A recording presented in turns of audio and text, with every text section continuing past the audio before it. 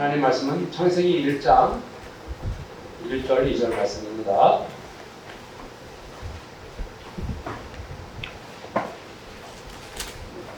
창세기 1장 1절 2절 말씀. 다같이 한 목소리로 읽겠습니다. 태초에 하나님이 천지를 창조하시느니라. 땅이 혼돈하고 공허하며 흑암이 깊음 위에 있고 하나님의 영은 수면 위에 운행하시니라. 아멘. 모든 분들이 사랑스럽고 행복해 보이십니다. 그리고 각 가정에서 또 여러 처소에서 함께 예배드리신 성도님들도 축복합니다. 네. 그쪽에서 흔들어봤자 보이지 않습니다.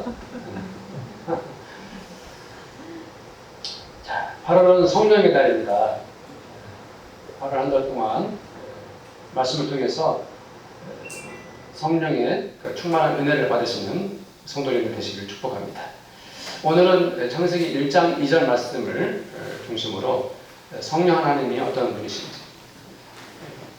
성도님들 말씀을 통해서 성령 하나님의 풍성한 사랑을 누리시기를 다시 한번 축복합니다. 창세기 1장 1절 말씀을 보면 하나님이 어떠한 분이신지 우리가 알 수가 있죠. 하나님은 태초에 천지를 창조하신 분이십니다. 여기 1장 1절에 태초라는 그 표현을 했지만 하나님의 입장에서 봤을 때는 태초라는 그런 의미가 하나님 보시기에는 무의미합니다. 이 태초라는 표현은 인간의 측면에서 써놓은 말씀이죠. 왜냐하면 하나님은 스스로 계신 하나님이시기 때문에 영원전부터 살아계셨고 앞으로도 영원히 살아계시는 분이시기 때문에 그 태초라는 의미는 인간의 입장에서 써놓았습니다. 그렇기 때문에 태초라는 말은 하나님께서 이 세상 천지 만물을 창조하셨을 때라는 그런 의미라고 생각하면 됩니다. 그런데 하나님께서 천지를 창조하셨을 때 그 상황이 어떻게 있는지를 오늘 말씀에서 말씀하고 있죠. 땅이 혼돈하다, 그리고 땅이 공허하다 이렇게 말씀했습니다. 이 땅이 혼돈하다 이 말씀은 일정한 형체가 없었다 이런 뜻입니다. 그러니까 땅이 어떻게 혼돈했는지 우리는 정확히 알 수 없고 그림을 우리가 그려낼 수는 없지만 이 땅이 혼돈하다는 이 표현 속에 산이나 뭐 들판이나 바다나 육지나 이런 것들이 지금처럼 아름다운 모습으로 존재하지 않고 형태가 없는 그러한 모습이다. 뒤죽박죽 아무렇게나 되어 있었다. 이렇게 생각할 수가 있겠죠. 그리고 또 이 말씀과 더불어 또 어려운 말씀은 공허하다 이렇게 말씀했습니다. 어렵기도 하고 이제 신비로운 말씀이죠. 땅이 혼돈하고 공허하다. 이 공허하다는 말씀은 마치 우리가 하늘을 보면 거기에 아무것도 없이 텅 비어 있는 것처럼 텅 비어 있는 상태를 공허하다 이렇게 말하는 것입니다. 그 하나님께서 천지를 창조하기 전에는 이 세상 만물이 공허한 상태에 있었던 것이죠. 그래서 하나님께서 이 만물을 만드신 후에 그 공허한 자리에 그 만물들을 채워 넣으실 계획을 세우신 것입니다. 그리고 흑암이 깊음 위에 있었다 이렇게 말씀하고 있죠. 흑암이 깊음 위에 있었다. 흑암이 아주 깊었다는 뜻입니다. 아무것도 보이지 않는 깜깜한 상태를 말합니다. 저희들이 잠깐 눈을 감으면 아무것도 보이지 않는 것처럼 온 세상이 깜깜했는데 그 흑암이 끝이 없을 만큼 깊었다고 그랬어요. 그러니까 만약에 그때 우리가 그 상황을 눈으로 봤다면 아무것도 볼 수 없는 상태인 거죠.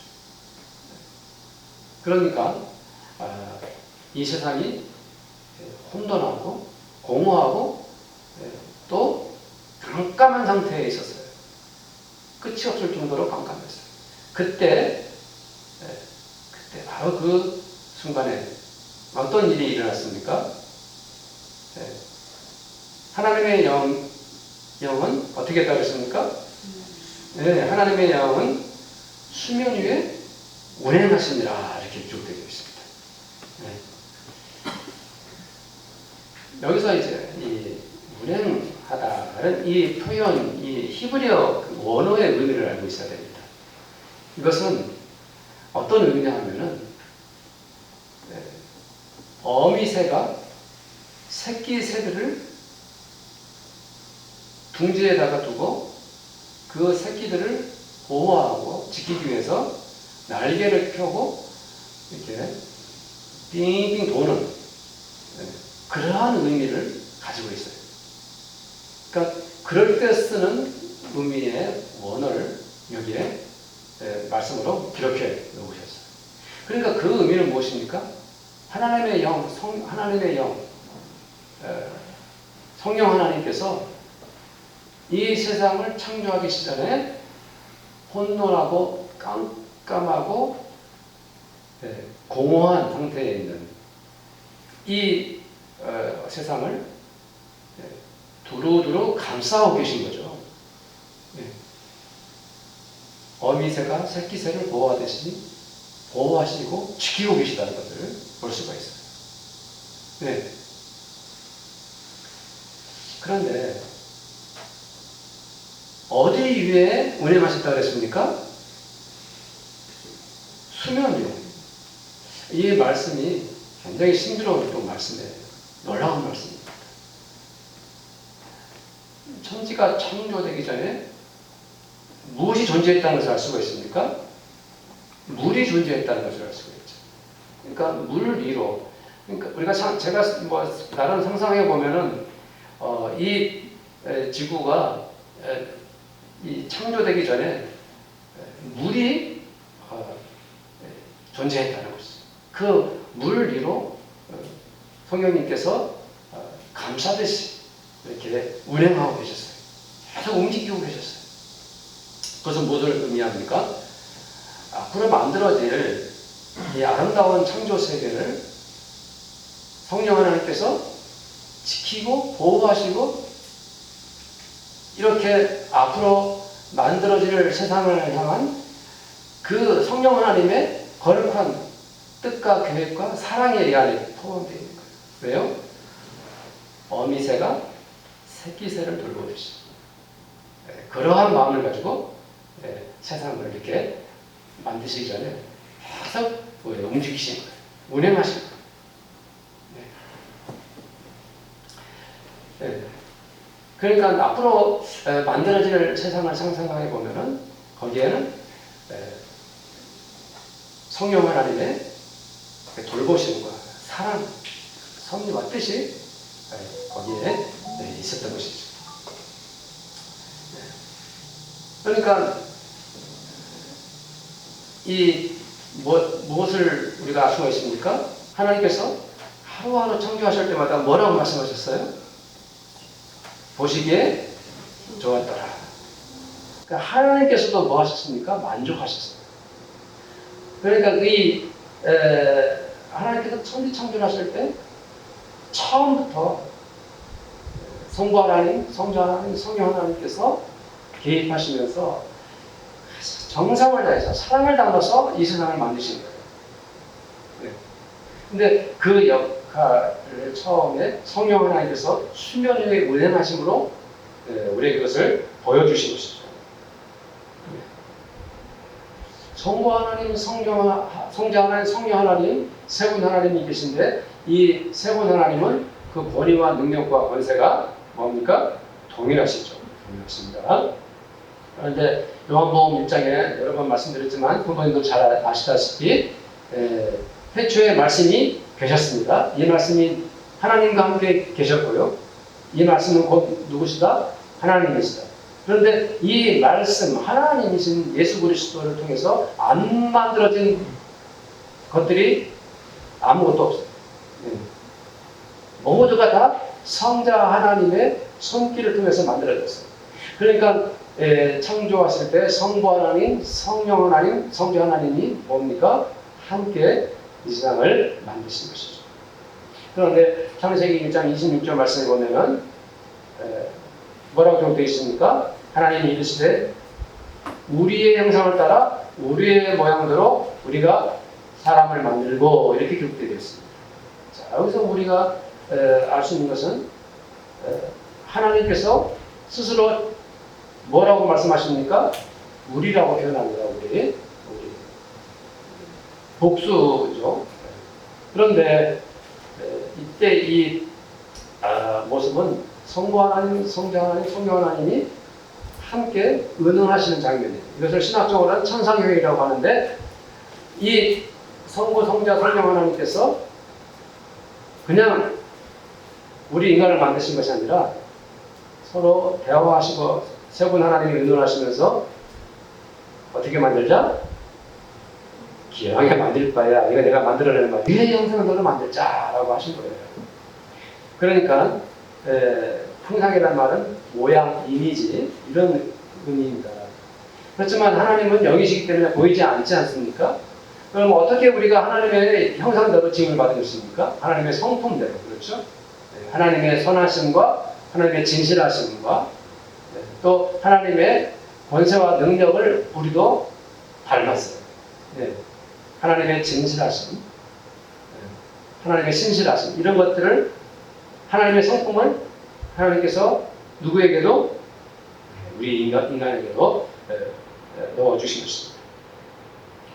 그래서 우리 인간들이 하나님의 성품을 받았기 때문에 만물의 영장이 되었다는 것을 잘 알고 있죠.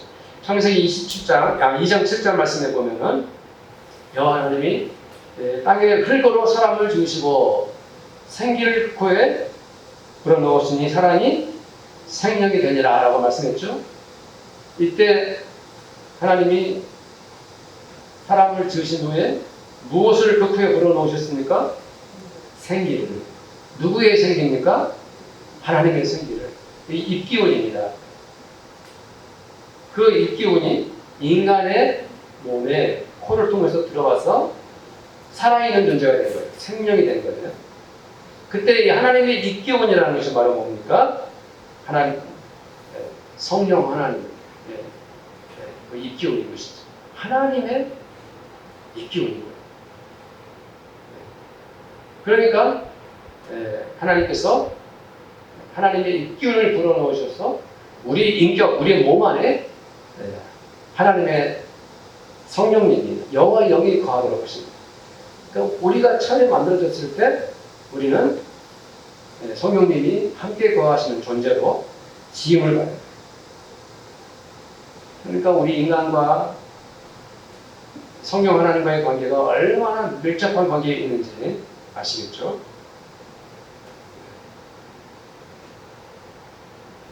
그래서 성령 하나님은 처음부터 천지 창조를 하실 때부터 이 세상을 감싸고 돌보시고 사랑하셨습니다. 그리고 세 분 하나님이 그 하루하루 만드실 때마다 정성을 다해 마음을 다해서 모든 만물들을 만드셨고 마침내 하나님께서는 인간을 하나님의 형상, 성품대로 만드셨고 그 코에 하나님의 입기운을 불어넣어 주셔서 우리가 이렇게 성령 하나님이 우리 안에 계시는 것을 이렇게 누리게 된 것입니다. 그리고 이제 창세기 3장 이후로는 성령 하나님께서 어떤 역할을 하셨는지 구체적으로 잘 나타나 있지 않아요.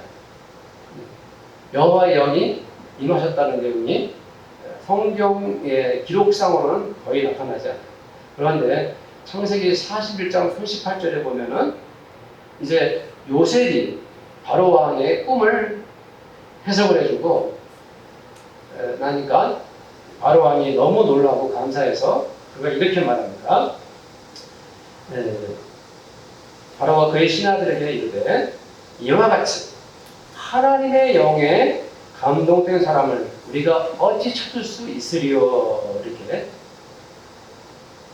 바로가 요셉을 보고 자기 신하들에게 말합니다.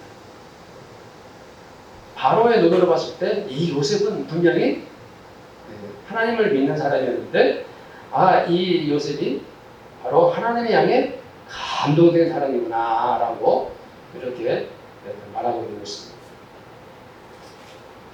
요셉 정말 많은 환난을 겪었던 사람 아닙니까? 그렇죠? 그리고 결정적인 환난은 그에게 보디발의 아내가 유혹을 했을 때입니다. 그랬을 때 그는 하나님과 함께 있었기 때문에 그 유혹을 뿌리칠 수가 있었죠. 요셉은 억울하게 누명을 쓰고 옥에 갇히고 정말 힘든 어려운 날들을 보냈지만 그럴수록 그는 뭡니까? 하나님과 함께 했어요. 고난이 닥치면 닥칠수록 오히려 하나님 편에 섰습니다. 그 의미가 무엇입니까? 여호와의 영이 요셉과 함께 했다는 것을 알 수가 있는 것이죠. 요셉이 단지 단 한 번 바로의 꿈을 해석했을 때만 여호와의 영이 임하셔서 그 꿈을 해석해 하신 것이 아니라 요셉이 어디 가든지 하나님이 함께 하시는 곳마다 여호와의 영이 함께 계셨다는 것을 믿으시기를 바랍니다. 하나님의 사람은 자연스럽게 당연히 하나님의 영에 감동되어 살아갈 수밖에 없는 것입니다. 모세 시대로 돌아오면은 모세 시대에도 하나님의 영이 어떻게 역할을 하셨는지 잘 나타나 있지 않아요. 아시다시피 모세는 하나님께 직접 말씀을 받아서 율법을 받아서 그 율법을 완성해 갔습니다. 그러니까 이 모세는 굉장히 바쁜 사람이었고 하나님께서 직접 모세에게 개입하셔서 그를 통해서 율법을 완성케 하신 것 아닙니까? 그러니까 성령께서 모세에게 어떻게 역할을 하셨는지 내용이 드러나지 않아요. 다만 하나님께서 직접 모세를 통해서 이렇게 모세와 함께 하신 것이죠. 그러나 출애굽기 31장 1절부터 5절에 보면은 31장 1절부터 5절에 보면은 하나님께서 모세에게 이런 말씀하십니다. 여호와께서 모세에게 말씀하여 이르시되 내가 유다 아집과 훌의 손자요 우리의 아들인 부살레를 우리라는 것은 사람 이름입니다. 부살레를 지명하여 부르고 하나님의 영을 그에게 충만하게 하여 지혜와 총명과 지식과 여러 가지 재주로 정교한 일을 연구하여 은과 금과 노수로 만들게 하며 보석을 깎아 물리며 여러 가지 기술로 나무를 새겨 만들게 하리라 이런 말씀이었어요. 하나님께서 부살렐에게 하나님의 영을 그에게 어떻게 했다 그랬습니까? 충만하게 하여 말씀하고 있습니다. 그래서 부살렐을 한 사람에게 하신 말씀이거든요. 왜 이렇게 특별하게 이 부살렐에게 하나님은 여호와의 영을 부어주셨을까요? 바로 이 사람은 성막을 짓고 성막 기구를 만들어야 할 사람입니다. 그래서 그에게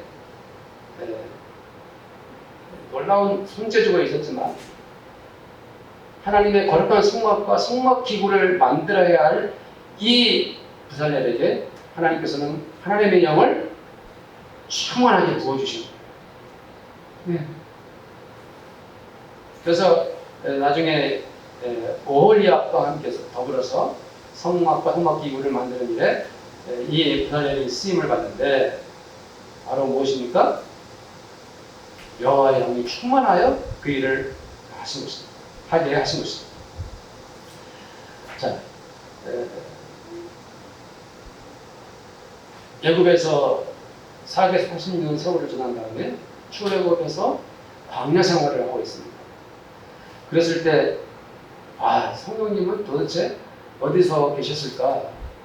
마치 숨어 계신 것처럼 전혀 등장하고 계시지 않다가 하나님께서 이 부살렐을 통해서 여호와의 영을 충만하게 부어주십니다. 왜요? 하나님의 거룩한 일을 감당하게 하시려고 성막과 성막 기구를 만들게 하시려고 그에게 여호와의 영을 충만히 부어주십니다. 그렇습니다. 그 말씀의 의미는 무엇입니까? 성부 하나님도 늘 이스라엘 백성들과 함께 하셨지만은 성령 하나님께서도 늘 그들과 함께 하셨고 하나님께서 그 거룩한 일을 하게 하시려고 여호와의 영이 부어졌다는 것을 알 수가 있습니다. 하나님의 영 성령께서 더 적극적으로 직접적으로 나누는 시대가 사사시대라 할 수가 있습니다. 모세와 여호수아 시대는 그들을 직접적으로 사용하셔서 그들에게 말씀하셨고, 또 모세와 여호수아에게는 영적 리더십이 이미 정확하게 갖춰져 있었기 때문에 특별히 그들에게 하나님의 영이 함께 임하셨고 성부 하나님도 함께 계셨다는 건 당연한 것입니다. 그렇기 때문에 여호와 영이 임하셨다는 기록은 나타나 있지 않지만 사사시대부터는 여호와 영이 임하셨다는 내용이 드러나기 시작합니다. 사사시대가 어떤 시대입니까? 이 사사시대는 여호수아가 죽고 나서 세월이 흐르면서 하나님을 모르는 자들이 하나님을 배반하고 죄를 지고 악을 행하면서 자기 뜻대로 사는 시대였어요. 그러니까 하나님의 그러한 은혜를 저버렸고 율법을 어기고 우상을 섬기면서 이렇게 타락한 시대가 사사시대예요. 그런데 하나님께서 그들이 너무 죄 가운데 있을 때 가만히 계시지 않고 진노하시고 분노하시면서 그들에게 징계를 내리십니다. 그것도 가혹한 징계를 내리십니다. 그러니까 이스라엘 백성들이 너무 힘들고 고통스러우니까 비로소 뭐합니까? 하나님께 부르짖습니다. 하나님 잘못했습니다. 저희를 살려달라고 기도하면 그때 하나님께서 바로 뭐 누구를 세우십니까? 사사를 세우십니다. 사사라는 말은 이제 재판관이라는 뜻이에요. 지도자라는 뜻이죠. 그런데 그 첫 사사가 누굽니까? 운니엘입니다. 운니엘.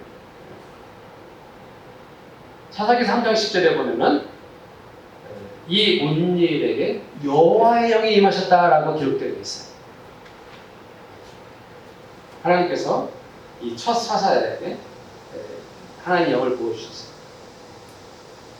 그런데 생각해 보십시오. 하나님의 영이 임하신 이유가 뭘까요?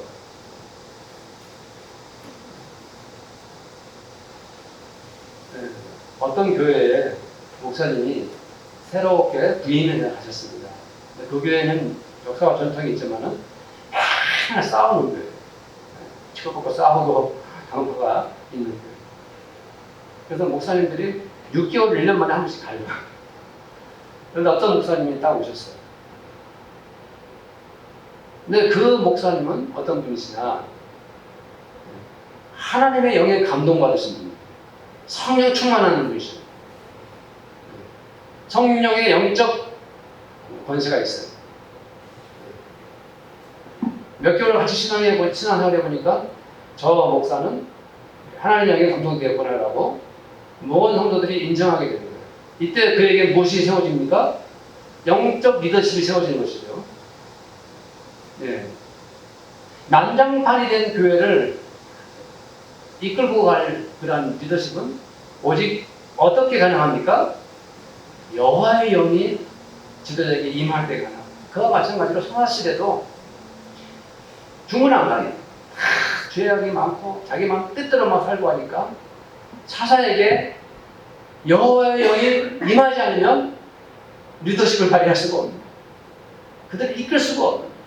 그래서 하나님께서 강권적으로 사사들에게 여호와의 영이 임하게 하신 거예요. 네. 근데 이제 사사기를 쭉 읽다 보면은 많이 기록되어져 있는 대사사들도 있지만은 그냥 짧게 기록되어서 소사사들도 많아요. 작은 사사들도. 그런데 어떤 사사에게는 여호와에게 임하셨다고 그랬고 어떤 사사들에게는 여호와의 영이 임하셨다는 그런 기록이 나타나 있지 않은 사사들도 있어요. 대표적인 사사가 바로 여사사였던 누가 있죠? 드보라라는 사사가 있어요. 이 드보라는 여사사인데 신실하고 진실한 믿음의 사사예요. 그런데 그에게 여호와의 영이 임했다는 기록이 없어요. 그럼 실제로 그에게 여호와의 영이 임하지 않았을까요? 여호와의 영이 임하셨지만 구태가 거기에 기록되지 않았을 거라고 생각되었습니다. 기드온 아시죠? 기드온. 300 기드온 용사. 이 사람은 의심이 많았던 사람이죠. 그래서 하나님께 걸핏하면 표적을 보여달라고, 증거를 보여달라고 자꾸 얘기하는 사람. 하나님은 그때마다 꾹 참으시고 기드온의 청을 다 들어주셨어요. 사사기 6장 34절에 보면 기드온이 이 미디안과 아말렉과의 전쟁을 앞두고 있습니다. 그때 뭐라 기록되어 있습니까? 하나님의 영이 기드온에게 임하셨다. 기드온을 통해서 하나님이 일하시려면 그에게 무엇을 부어주셔야 합니까? 하나님의 영을 부어주셔야 합니다. 기드온이 하나님의 영이 임하실 순간부터 영적 리더십을 발휘하는 것입니다. 300명 기드온 용사로서 쓰임을 받게 되는 것이죠. 네. 사사에 있다가 매우 독특한 인물입니다. 이 사람은 기생이 낳은 아들이에요. 그러니까 이복 형제들이 있을 수밖에 없죠. 외도로 나온 아들이에요. 그러니까 이복 형제들이 막 무시하고 그러면서 너희 우리랑 같이 살 수 없습니까? 하고 그들을 쫓아냈어요. 그들이 이 딸을 그 도읍당에서 쓸쓸하게 이렇게 지내는 사람이었어요. 그래서 성경에 보면 그가 큰 용사를 하고 있어요. 전쟁이 일어나니까 길르앗 장로들과 장로들이 그에게 와가지고 암몬과의 전쟁에서 제발 우리의 리더가 되어달라고 말해서 그가 다시 부름을 받게 되죠. 사람들은 그를 깔봤지만 일단은 어떤 사람이었는지 아시죠? 하나님께서 그에게 여호와의 영을 부어주셨어요. 네. 그렇습니다. 한번 보면 하나님께서 여호와의 영을 부어줬다고 기록되어진 인물들은 여러 가지로 다른 사람들에게 리더십을 발휘하기 힘들었던 사람들이었던 것이 있는 것 같아요. 자, 그 다음에 우리가 잘 알고 있는 사사가 누굽니까? 삼손이죠, 삼손. 삼손 하면 참 안타까운 사람입니다. 사사기 13장 25절에 보면 여호와의 영이 그를 움직이기 시작했다고 했어요. 그러니까 이 삼손은 자기가 어떻게 쓰임받을 줄도 몰랐던 것이고요. 또 주변의 가족들도 삼손이 사사로 쓰임받으리라 생각을 못했어요. 그래서 사사기 14장 6절에 보면 여호와의 영이 삼손에게 강하게 임했다라고 했어요. 그때부터 사사는 삼손은 자기가 갑자기 큰 힘을 쓰는 사람으로 변해졌고 이 블레셋 사람들과의 모든 전쟁에서 다 이기고 그 힘을 막아낼 자가 없었지 않았습니까? 그러나 아시다시피 불행하게도 안타깝게도 이 삼손은 블레셋의 들릴라를 사랑하고 거기에 빠져서 하나님의 그런 법을 율법을 어기고 하나님의 뜻을 어기고 불순종하다가 자기 힘을 다 잃어버리고 눈이 뽑힌 채 조롱감이 되었죠.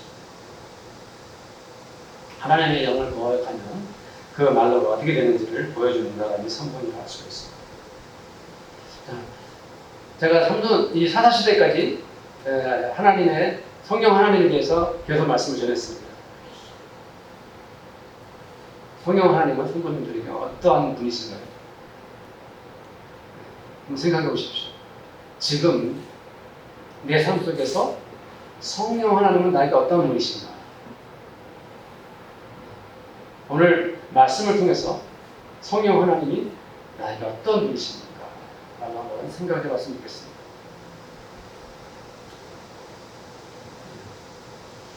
이 간디라는 사람이 좀 독특한 사람인데요.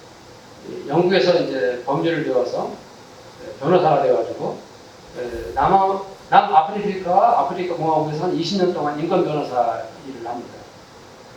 그러면서 영국에서나 이 남아프리카에서 수많은 크리스찬들을 만나요. 수많은 기독교인들을 만납니다. 심지어 그가 인도에 돌아왔을 때도 수많은 선교사들과 기독교인들이 간디와 접하게 됩니다. 그러면서 그 많은 사람들이 수많은 기독교인들이 선교사들이 간디를 만나서 복음을 제시하고 또 성경을 막 읽게 하고 성경을 가르치기로 하면은 반대는 그것을 다 대부분 응하고 또 배우려고 했어요. 그런데 그렇게 많은 사람들이 간디에게 복음을 제시하고 예수님을 믿게 하려고 했었지만 그러면 끝내 기독교인이 되지 않았습니다. 끝까지 힌두교인으로 남았죠. 근데 그가 대표적으로 한 말이 어떤 말이냐면은 내가 아무리 생각해봐도 기독교가 다른 타 종교에 비해서 다른 종교를 다 포기하고 버리고 기독교를 믿어야 할 만한 타당한 근거를 못 찾겠다. 내가 아무리 성경을 읽어보고 또 종교적 논쟁을 벌이고 수많은 사람 기독교인들을 만났지만 내가 내 신앙 힌두교 신앙을 버리고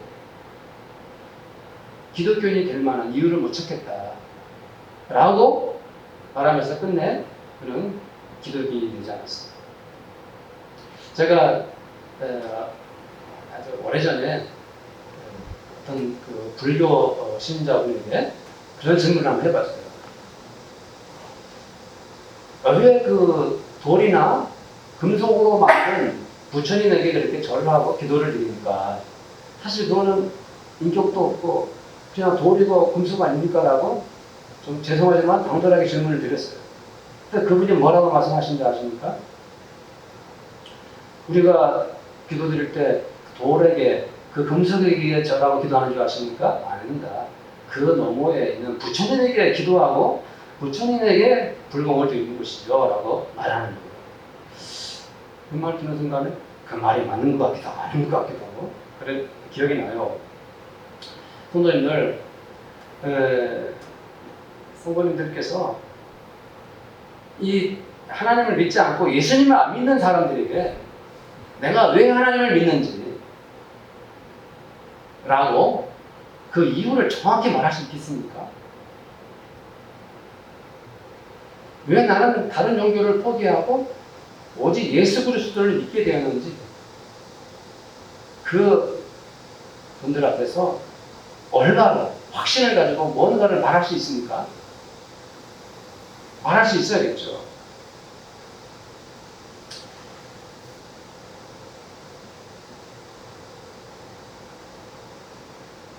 저는 오늘 성도님들에게 바로 성령 하나님이 계시기 때문에 우리는 하나님을 믿는다라고 말해야 된다고 저는 말하고 싶습니다.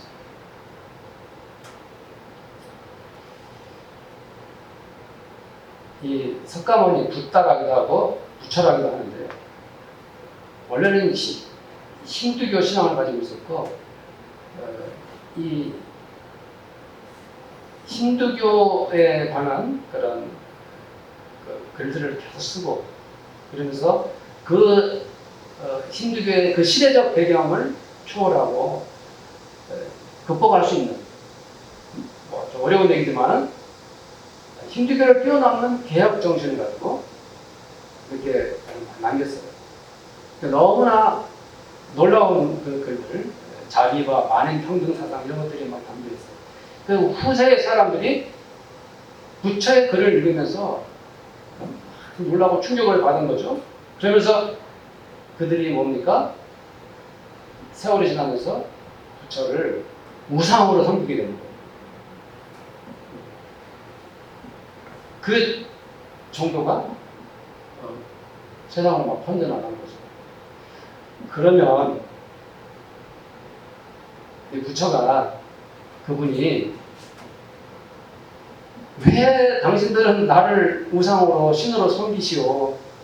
나는 그 뜻으로 말하는 게 아니고 나는 신이라고 섬김을 받을 만한 사람이 아닌가라고 말하는 것 같아요. 이 사람들이 나중에 그를 신으로 섬기게 된 거죠.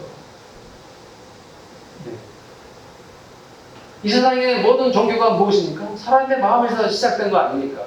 인간의 종교심에서 시작된 거고 인간들이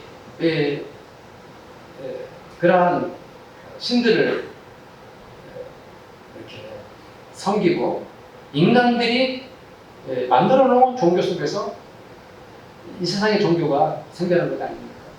다 누구에게서 시작됐습니까? 모든 종교들이 인간에게서 시작됐습니다. 사람들이 만들어낸 거예요. 네. 그러나 성령 하나님은 어떤 분이십니까? 이 세상 천지 만물을 창조하실 때, 그 천지 만물을 창조하실 때 수면 위에 운행하셨던 분이세요. 성령 하나님은 성부 하나님, 성자 하나님과 더불어서 이 세상을 만드시고 창조하실 때 함께 하신 분이세요. 성령 하나님은 창조주 하나님이세요. 성령 하나님은 스스로 계신 분이세요. 인간이 만들어내는 존재가 아니라 영원히 살아계신 분이세요.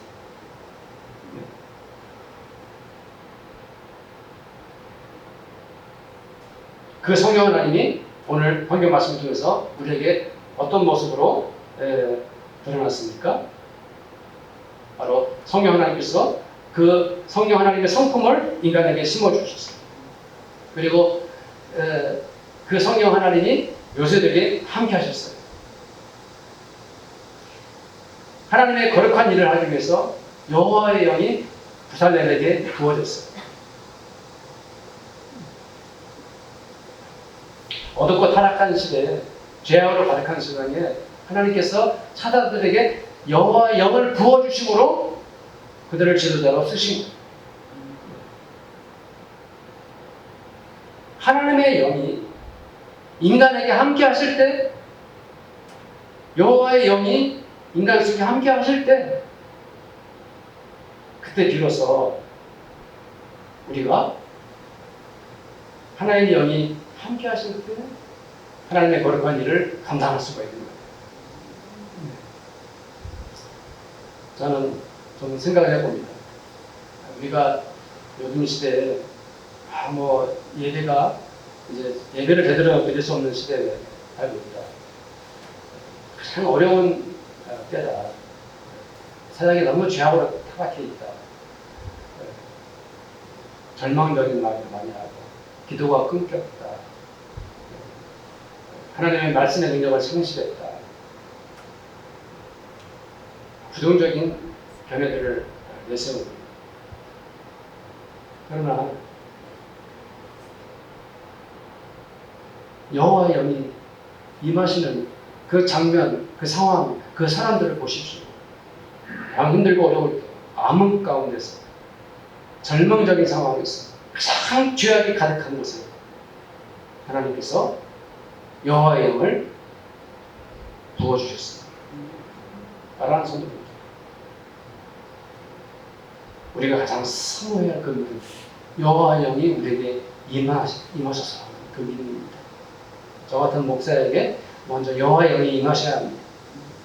우리 성도님들 한 분 한 분에게도 지금 우리에게 간절히 원하는 것, 여호와의 영이 임하시는 것입니다.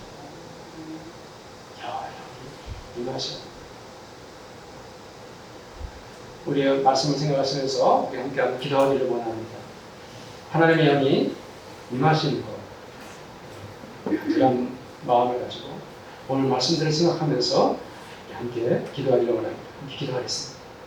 하나님 아버지, 땅이 혼돈하고 공허하며 흑암이 끝없을 때 성령 하나님 우리 가운데 오셔서 우리를 지키시고 우리를 보호하여 주시니 감사합니다. 성령 하나님 우리에게 임하셔서 우리 마음속에 오셔서 우리의 성품 속에 여호와의 성령이 임하셔서 우리의 마음이 여호와의 영으로 충만해지기를 원합니다. 요셉에게 임하신 여호와의 영, 성령님 나에게도 임하게 하여 주시옵소서. 아버지 하나님, 참으로 주님의 거룩한 교회를 섬기며 하나님의 거룩한 일에 헌신할 때 여호와의 영, 성령님 우리에게 임하게 하여 주시옵소서. 오 주님, 척박하고 어두운 아버지 시대에 우리가 살아가고 있습니다. 오 주님, 사사들에게 임하신 성령 하나님, 오늘 우리들에게도 임하게 하여 주시옵소서. 여호와의 영이 우리에게 충만히 임하게 하여 주시옵소서.